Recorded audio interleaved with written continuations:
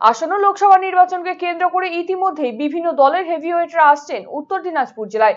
মঙ্গলবার রায়গঞ্জ লোকসভা কেন্দ্রের বিজেপি প্রার্থী কার্তিক পালের সমর্থনে নির্বাচনী বৈঠক অনুষ্ঠিত হয় রায়গঞ্জে। শহরের একটি অভিজাত হোটেলে দুপুরে এই বৈঠকে বসে। উপস্থিত ছিলেন দলের কেন্দ্রীয় পর্যবেক্ষক মঙ্গল পাণ্ডে, উত্তর দিনাজপুর জেলা সভাপতি বাসুদেব সরকার, প্রার্থী কার্তিক পাল সহ অন্যান্যরা।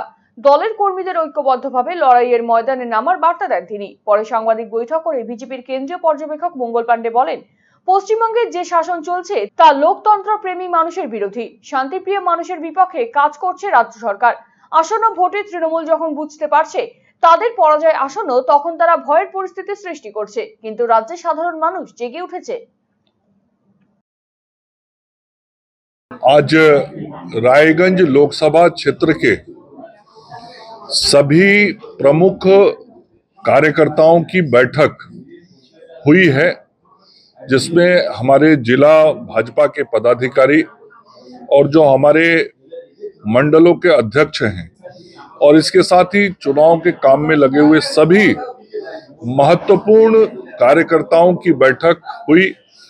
और 26 अप्रैल को जो मतदान होना है, उस मतदान की संपूर्ण तैयारी किस प्रकार से होगी और ममता बनर्जी जी की सरकार ने किस प्रकार से बंगाल का नुकसान पहुंचाया है, बंगाल के मान सम्मान और स्वाभिमान को चोट पहुंचाया है और अपराधियों और भ्रष्टाचारियों के हाथ में किस प्रकार से बंगाल की सत्ता और बंगाल की प्रशासन को रख दिया है, इन सारे विषयों पे कार्यकर्ता अगले 24 अप्रैल तक, जब तक चुनाव प्रचार चलेगा, उस समय तक जनता के बीच सारे विषयों को लेकर जाएंगे। मेंबर ऑफ पार्लियामेंट होने के साथ ही वो संपूर्ण पश्चिम बंगाल में अभिषेक बनर्जी जी अपराधियों को अपनी पार्टी के द्वारा संरक्षित करके क्या क्या करवाते हैं, ये तो पश्चिम बंगाल की जनता बोलती है। पूरे जो टीएमसी के भ्रष्टाचारी नेता पकड़े गए हैं, जो जेल में बंद हैं, उनके अभिषेक बनर्जी से क्या संबंध है, ये तो पूरा पश्चिम बंगाल और देश जानता है। तो जो ऐसे लोगों को संरक्षित करता है, वो ऐसी बातें कैसे कह सकते हैं। और जिस भी एजेंसी की बात होगी, ये सारी एजेंसियां आपकी भी जानकारी के लिए और देश की भी जनता जानती है, ये इंडिपेंडेंट एजेंसीज है। तो क्या इंडिपेंडेंट एजेंसी जो देश के अंदर काम करती है, उनके काम को रोक दिया जाए, भ्रष्टाचारियों को भ्रष्टाचार करने दिया जाए, अपराधियों को अपराध करने दिया जाए, जो घटनाओं को अंजाम दे रहे हैं उनको घटनाओं को अंजाम दिया जाए, उस पर कोई कार्रवाई नहीं हो? अभिषेक बनर्जी यही चाहते हैं। संपूर्ण पश्चिम बंगाल में अपराधियों का और भ्रष्टाचारियों का राज है और ये अपराधी और भ्रष्टाचारी टीएमसी पार्टी के हैं।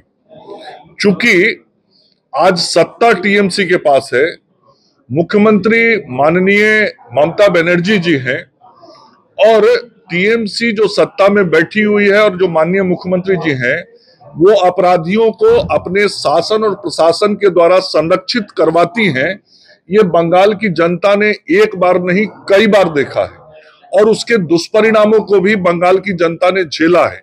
यहाँ का जो शासन और प्रशासन है, वो स्वाभाविक रूप से टीएमसी के दबाव में रहता है और इन अपराधियों के खिलाफ कार्रवाई नहीं कर पाता। अपराधियों का मनोबल बढ़ता है और अपराधी आम लोगों के ऊपर विभत्स घटनाओं को अंजाम देते हैं और उनके मनोबल बढ़े रहते हैं। ये पश्चिम बंगाल की शासन जो चल रही है, उसने पश्चिम बंगाल के आम भद्रजन जो लोकतंत्र पसंद लोग हैं, उनकी छवि को खराब करने का काम पिछले कई वर्षों से किया है।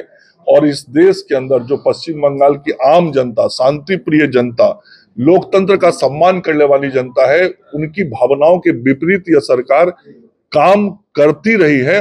और फिर इस चुनाव में जब लग रहा है कि बहुत बुरा पराजय होने वाला है टीएमसी का, तो ये इस प्रकार के घटनाओं से लोगों में भय पैदा करना की चेष्टा करते हैं।